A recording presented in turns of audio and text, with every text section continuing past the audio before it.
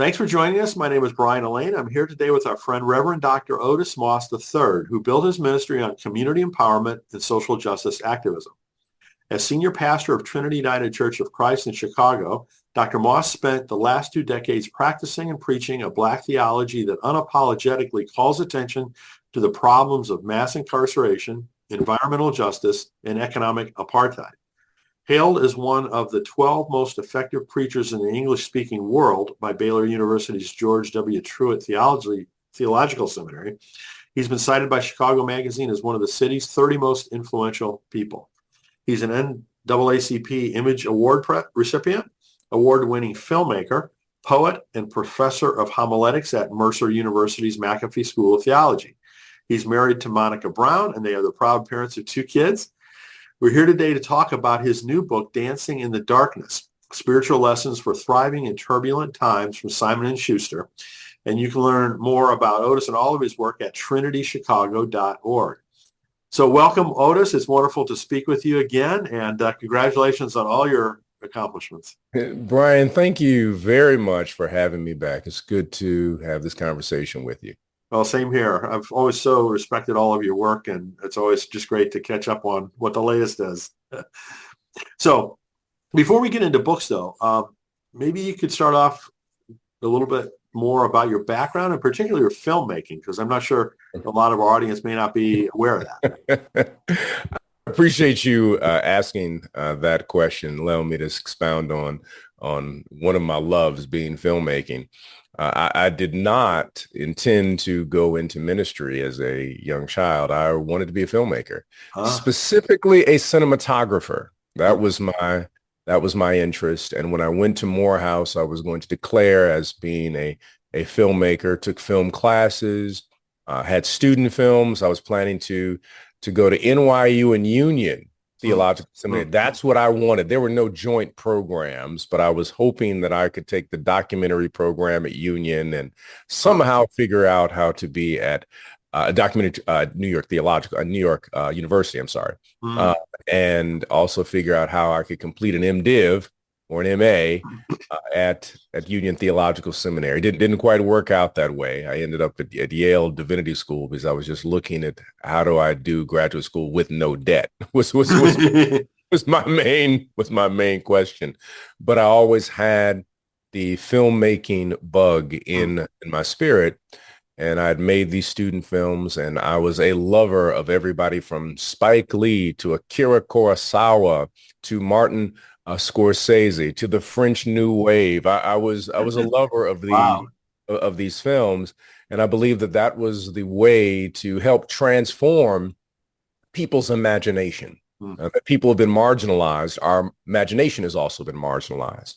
And for those who are in power, their imagination has been marginalized because we view our life and individuals in a very truncated way. And watching films, I realized that, man, your imagination is expanded. When I saw Spike Lee's School Days, that was one of the reasons that I wanted to go to Morehouse College, even though my father had been there. But when I saw all the expression of this beautiful, wonderful tapestry of Blackness, I said, oh, I want to go there. And I believe that if we're going to decolonize our minds, we have to connect images, sound, and music in order to change the way that we see the world. I'm sure you've often thought about this, but can you imagine when you were young if you had a video recorder in your palm of your hand? Oh my gosh! There would have been movies left and right. And I had a video recorder I had to put on my shoulder, with a videotape, and I'm making movies then. But if I had just a phone, I would have multiple movies in high school. I mean, most of the movies I was making were like kung fu movies and were comedies, and I would do some documentaries. Interestingly enough, I would just want to record elders in my family and in my community to hear their stories.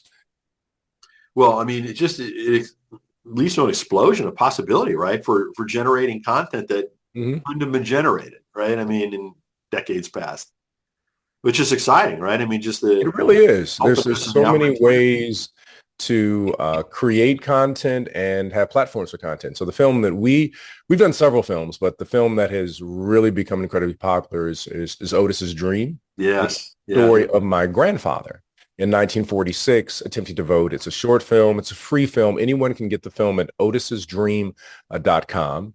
It was used in the election, the campaign for Senator Raphael Warnock, as he was on the ballot 5 times in Georgia.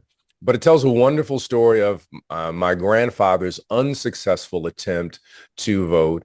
And it gives a glimpse into my father's life, that he was inspired and given the charge by his single father, raising 5 children, to be a part of this developing freedom movement.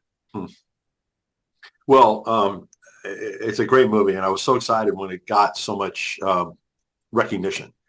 So thank you. Congratulations. I'm really proud of it and proud of the team. It's like so far 18 awards for this little film in 2 different countries. So Excellent. From the UK to the United States, we've received 18 film awards in film festivals across the United States. So we've recently celebrated the birthday of Dr. Martin Luther King Jr., and your families, go way back. So can you just share with a little folks about the connection between your family and his? Absolutely. Both my mother and my father were a part of the freedom movement. My father was one of the architect planners of what was known as the Atlanta Student Movement, which had a more formal name called the Movement for Human Rights, which literally desegregated the city of Atlanta. And so he was a part of that movement, and then later joined the Southern Christian Leadership Conference and became a lieutenant and eventually on the board for the SCLC, which was founded by Dr. King. My mother was the office manager for the Southern Christian Leadership Conference. I didn't realize that. And both of them were involved in the movement. And Dr. King did the nuptials for my parents. And the wedding photos are photos of literally the brain trust of the civil rights movement. I actually have a picture sitting over here of 1966 when my parents had a surprise engagement party that was thrown by Coretta Scott King and Martin Luther King Jr. And in the picture, you have Hosea Williams, Andrew Young, Fred Shuttlesworth, Bob and Letty Green. I mean, the list goes on and on. It's just like everybody in the same place. And it was a retreat for the Southern Christian Leadership Conference. But here's the other thing for people who are real historians. They were planning the Poor People's Campaign. Really? Wow. So they were on the edge of this Poor People's Campaign piece. Dr. King was about to move to Chicago to deal with the issues of housing and housing discrimination. And they throw this party for my parents. Wow. In 1966 at the Eden Rock Hotel in Miami, Florida. Oh, my goodness. How cool. History's just amazing, isn't it? It really is. So we will eventually get to your new book, but can you just for a minute tell folks about some of your previous books? Sure. My previous book was the Blue Note Gospel, or Blue Note Preaching. Preaching that focuses on the blues narrative in preaching. It was from 3 lectures that I did at Yale that was known as the Beecher Lecture Series, which is a wonderful lecture series on preaching that's been around since, I want to say since the turn of the century. I think it's the oldest lectureship in preaching. And I still think I was the youngest person ever to do the lectures. And we turned that into a book that takes the lectures and then also sermons that talks about the necessity to be able to face tragedy, but not fall into despair, by looking at the blues narrative coming out of the African-American tradition, and that prophetic preaching for Black people has been preaching that is unafraid of the blues, that takes the blues America has given us and makes it into a song. And so that's what the framework of that book is. Then we had a book of my father and myself. We had a book of collected sermons that entitled Preach, The Power and Purpose Behind Our Praise, and did also a collection entitled The Gospel According to the Wiz. not the Wizard of Oz, but the Wiz. The Wiz was the musical that was created, an African American version Right, of the right. Wizard of Oz, Yeah. and we did a series of messages that focus on different characters in that book. Actually, there was kind of a labor of love on that one because we did Sure. a Trinity focused on those ideas, dealing with the scarecrow, that what is already in you, having someone, a road dog like Toto in your life, and and the fact that there are some people behind the curtain, the wizard, that really have no power. So it was a lot of fun. And then I actually have an essay in there that talk about the power of film and the history of film. Mm. And it's kind of a combination of that piece. And then there was another piece we did a few years ago in collection with several other ministers called the Gospel Remix. Mm. That how to reach the hip hop generation. It was 4 pastors writing from 4 different perspectives on that, along with a scholar, Ralph Watkins, who teaches at Columbia Theological Seminary. And my very first book was one that I self-published in Augusta, Georgia, entitled Redemption in a Red Light District. I don't remember that one. Well, it was a self-published book, so it's like it's like whatever we had, we just sold and passed out. Sure. That was my first foray into quote publishing, doing the cover and everything, and the graphic design and all of that, and it was a lot of fun. But that the sermon was focused on that wonderful sister who was in Jericho, and she was in the red light district, and her power and her veracity of being able literally to open the door for possibilities for the children of Israel. So let's get to the new one, the new book. The title is Dancing in the Darkness, Spiritual Lessons for Thriving in Turbulent Times.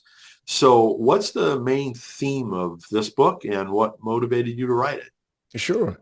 The main theme is really the focus on this idea of linking love and justice together, and how we do that personally and also in the public square. The impetus for the book came through looking and experiencing the fact that so many, not only congregation in Chicago and places that I travel, that there's a spiritual itch that people are trying to scratch, and whatever they ingest or engage in does not seem to scratch that particular itch, that they find themselves spiritually anemic afterwards. And maybe in social media network, it may be money, whatever it is. And going back to these spiritual values of linking love and justice, learning how to consecrate your chaos, how to redirect your rage, the power of grace known as pardoning our dust, and knowing that there is redemption instead of retribution, and then looking at how do we grieve in a prophetic way, especially in a challenging moment. And then the title of the book is How Do We Learn How to Dance in the Darkness? So being a marketing person, I have to ask you this question. Who is the intended audience for the book? Oh, well, that's great. The intended audience is several sectors, I should say. You have your church audience, but here's the thing. This is not a churchy book at all. And that's what's really fascinating from my agnostic and atheist friends. They are so appreciative of a book that clearly communicates, yes, your spiritual values, but I can engage this and look at this from my particular framework, say from a secular side. I engage these values. And so it's intended for those who are committed and believe that there are certain values that we need to thrive. And it is shared through the lens of Black spirituality. So here's a portion of the book's description. It says, Dancing in the Darkness is a life-affirming guide to the practical, political, and spiritual challenges of our day. This collection helps us tap the spiritual reserves we all possess, but too often overlook, so we can slay our personal demon, confront our civic challenges, and reach our highest goals. So would you say that the book focuses more on describing the challenges or offering means to address them? Both. It describes the challenges and then gives you a mean to engage them. It deals with the trauma that we all will experience and then raises the question of how do you engage this so that you can thrive, not survive. That's a big thing for me. Survival culture is dangerous because it just teaches you how to tread water. Hmm. We want you to learn how to do the breaststroke, backstroke, everything else so that you can get to a new destination and not just wait for somebody to come and save you in the water. And so No, I mean, can you give us an example of one of the more practical things that you yeah. suggest? Yeah, we talk about there's a wonderful chapter in there, a very painful chapter, but a wonderful chapter entitled "Redirect Our Rage" that tells the story of the murder of one of our young people in our church, and how many of our young people want to take justice into their own hands, and how we had to respond as a community of helping them to redirect their rage and focus on restorative aspects so that they could empower their community. And so they put together a Kickstarter campaign. Teenagers, we didn't. They raised $12,000 for if you have information to the killer. Put them in peace circles so they could talk about the deep pain and trauma that they've experienced of people that they have lost in their community. Hmm. And then they started raising questions about what can we do? What movement can we be a part of to reduce violence in our community? So we wanted to give them practical aspects. And that tells the story. It's a true story of what happened to us and how we engaged the issue of redirecting our rage so that we could empower versus being held by the pain of a moment. Hmm. I think that that's really valuable. There's a lot of justified rage out there, a lot of Mm, justified anger of mm, all kinds of things that have happened in our past and in our present. Um, and I know there are, friends of mine, particularly people of color, that have struggled with that, with what do they do with their rage. And, one of our mutual friends, Frank Thomas, mhm, has spoken about that at a couple of my conferences. mm, And, he uses writing, as one of, he said, I write to stay sane. I think is his mm, quote, along mhm. those lines. So, I'm glad to see you adding to the reinforcement of that need and solutions to that issue. Yes. So I'd like to read a couple of the reviews of the book. This one comes from Booklist. His carefully developed messages bring, excuse me, let me start that over. His carefully developed messages build logically, and his words of inspiration seem fresh and attuned to present realities. Moss's advice to dance in the dark is timely and hints at a brighter tomorrow. So I'm particularly drawn to the statement, his carefully developed messages build logically. Um, can you give me an example of how you've done that? That's an interesting question. For example, the book, the section on prophetic grief. So I start with talking about Dylan Roof Mm, and the rage and the pain and the trauma of the act and how collectively as a nation, we were like, hey, we want Dylan Roof in prison. We want Dylan Roof executed, whatever it is. And then you have a group of people who appear on the news that say, we forgive you. And then it throws things into a complete chaos in terms of conversation. mm, And America doesn't really understand the type of forgiveness that these families were talking about. We're not talking about forgetting or removing accountability. They were specifically talking about Dylan Roof will not hold residence in my soul. yeah, yeah. That's what they were talking about. That's Mhm. very different than this other strange forgiveness. I really don't understand that other strange forgiveness that people talk about, this forgiving and forgetting and everything is okay. They were saying, we're going to hold you accountable. And we are going to grieve prophetically, meaning we are now going to work to make sure that Dylan roofs are not continuing to be created. And so I lay out the fact that we're comfortable with Dylan Roof being a villain, but we don't want to deal with the system that created Dylan Roof. Exactly. And so we walk through the idea that Dylan Roof is from from the South Carolina and Charleston area, and go through a little bit of the history of that particular area. And then the South Carolina is part of the South, a little bit of history and reference to that. But instead of those who are in the North saying, yes, it's those Southerners, that the South is also connected to the North and to this wider nation that feeds the Dylan Roofs of our world.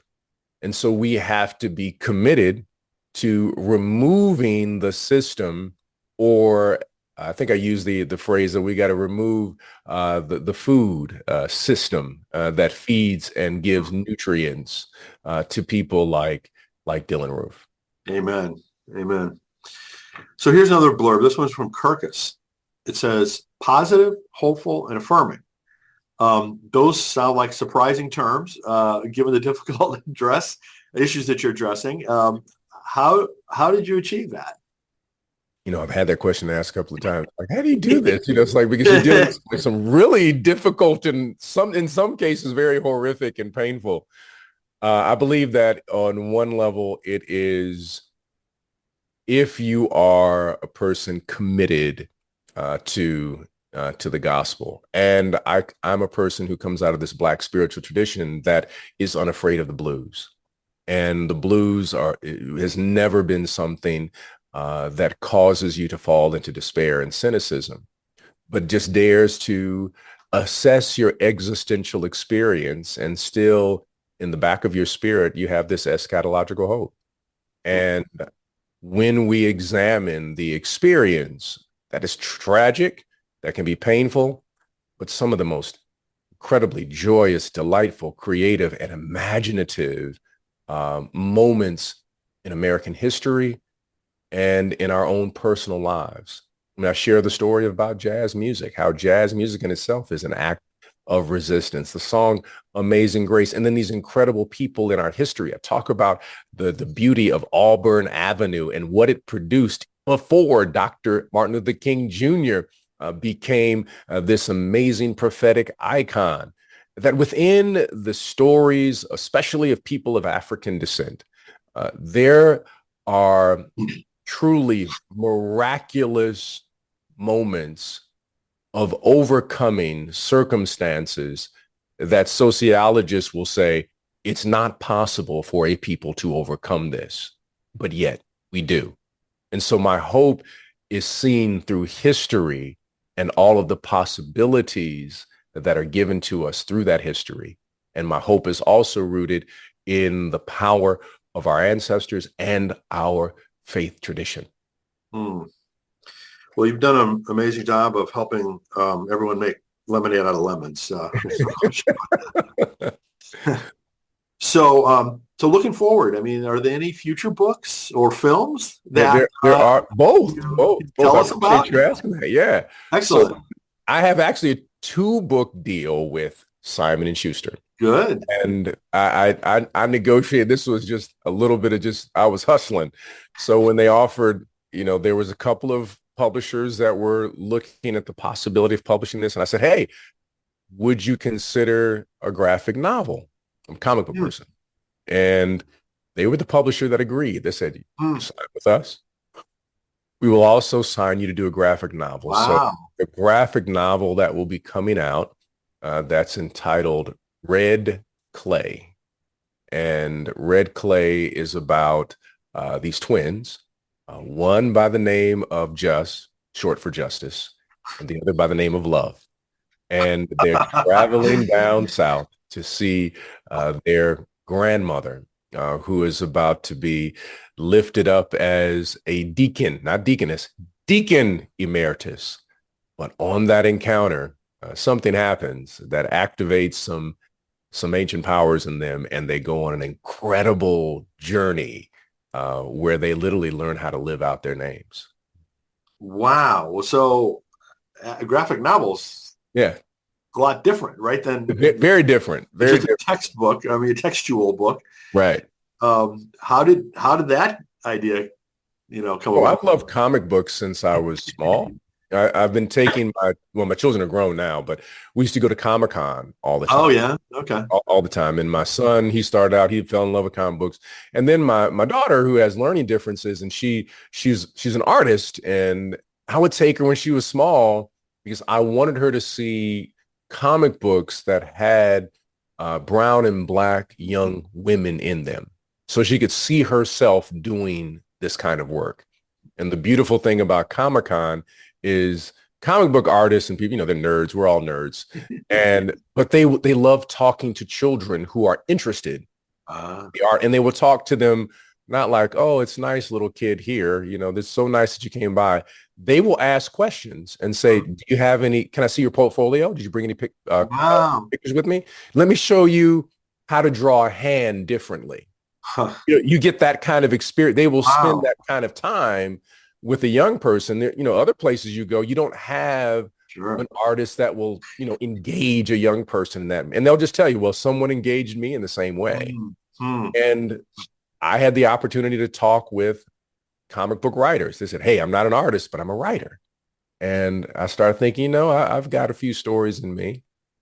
So it was just a dream. And this is just a season where God has been allowing me to live out some of my artistic I guess aspects. the different elements of creativity, Otis, that you exhibit is just really impressive, quite frankly. I mean, most people can't do one of those well. I mean, much less five. So I was fortunate to hear you speak a couple of years ago at Chautauqua. So do you have any upcoming speaking engagements that you want to share with people too? I do. I'll be at Howard University at the end of this month. I'll be at the St. Louis branch library for it's like a book weeks talking about the book. I'll be at the DC public library in February. And then Black, this is a lot. I have to look it up. There's a whole bunch of different things in Black History Month where I'm speaking. But I'll be at Trinity every Sunday. The true pastor. Yeah, preaching. I think I just got one where I'm out on a Sunday. I usually don't go out on Sundays very often, but it's usually during the week if I'm going to be speaking. I'll be in Mississippi at the Civil Rights Museum in Mississippi in February. Reverend Tony Montgomery has organized that gathering. And just looking forward to, and of course, Festival Homiletics. That'll be at the Okay. Homiletics. Yeah, looking Good. forward to that. Wow. Well, thank you so much, Otis, for all the incredible work that you do and for joining us to share a little bit about that today. And again, the title of his new book is Dancing in the Darkness, Spiritual Lessons for Thriving in Turbulent Times. Go check out trinitychicago.org to see all the great work that Otis is doing. And please keep us in touch, with all the latest as things come out. Certainly will. Thank you very much, Brian. Appreciate everything.